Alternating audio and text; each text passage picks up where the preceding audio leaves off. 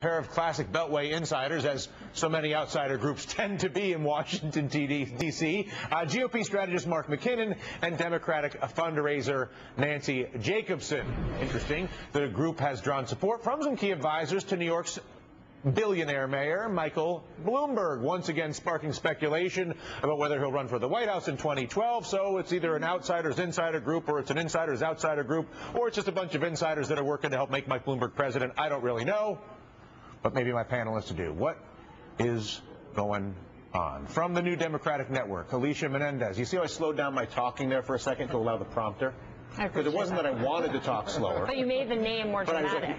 But I invoked. Yeah. So watch and learn. Okay.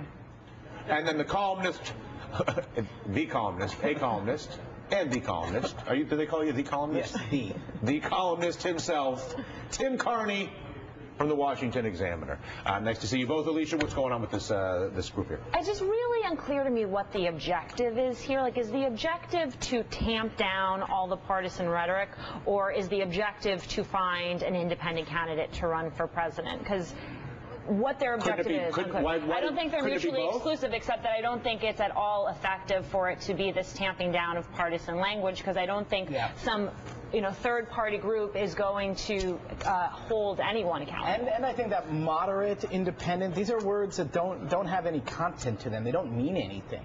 I mean, for example, Michael Bloomberg, he's really a liberal Democrat. He became Republican so he could get nomination for mayor. He's pro-choice, pro-nanny state, tax hike guy who might disagree with the Democrats on foreign policy.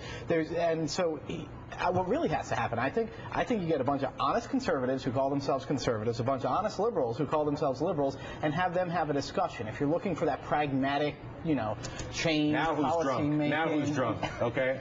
No, honestly, I think the best sort of bipartisan things I've seen have been where I talked to a guy at The Nation magazine. I said, what can we agree on? Better than a bunch of guys who call themselves moderates. The only thing I guess I take issue with in what you just said is a suggestion that there's nothing for the middle, if you will, to be for. Not that I see it in some of this, but it would seem to me that there's an opportunity, maybe not as a policy. The middle can't necessarily be advocating a particular policy the same way that obviously a conservative or a progressive or a liberal, whatever the labels are, can. But it does seem that the middle can push for process reform, primary reform, earmark reform. The left and right can do that too, both. But they haven't. But another point is, anybody could. Yeah. But I'm saying if a third group has leverage, it seems that the most leverage they have is not on policy, but on process. But I think the Democrats need their Tea Party. What do you see the new guys doing in the Senate right now? They're pushing for banning earmarks. We've got, and a couple new guys in the Democrats. You got Michael Bennet and John Tester propose a bill to prohibit senators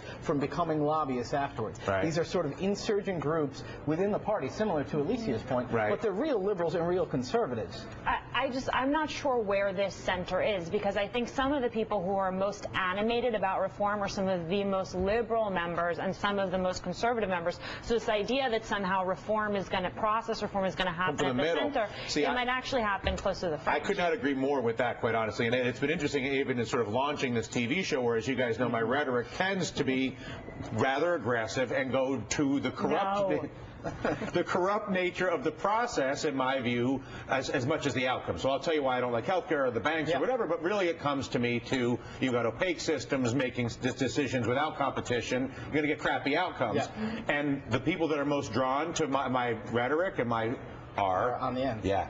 Are the progressives, the libertarians, and the people that are in the middle are like, hang on. And those are the guys I think who are most likely to become the lobbyists on K Street. I mean, look at it. It's John Breaux. Yeah, it's John Breaux and Ben Nelson. And the reason you're attracting that audience is because they are the ones who've been cut out of the political conversation. This idea that the middle is what's up for grabs, that the middle are the people who are not involved, I don't think that's true. I think it's very often people on the fringes who feel that they have nowhere to call home.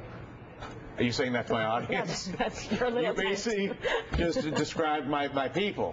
Yes, and I think that's why they are homeless, and they've come to you looking for help. If there was a way to make this work for Mike Bloomberg specifically, in other words, just the final piece of this, is that Mike Bloomberg cannot be president of the United States. Remember we found the Times Square bombing? He came out and said, "Oh, I think it might have been somebody who was really upset about the Obamacare bill had done." It was. Do you remember when he said that? Sure.